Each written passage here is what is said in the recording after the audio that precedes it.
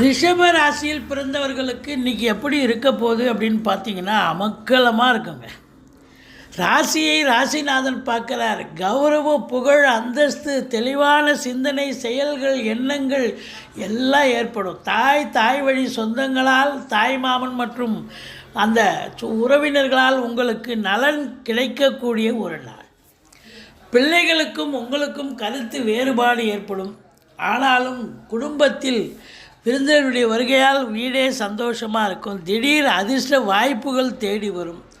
மற்றபடி உங்களுக்கு வீடு மனை வாங்க குடும்பத்தோடு உட்காந்து பேசி நல்ல முடிவாக எடுப்பீங்க. அதே நேரத்தில் வெளிநாடு போக வேண்டிய பிள்ளைகளுக்கு இன்றைக்கி பார்த்திங்கன்னா அவங்க சந்தோஷமாக அதற்கான ஆயத்த பணிகளில் இறங்குவார்கள்.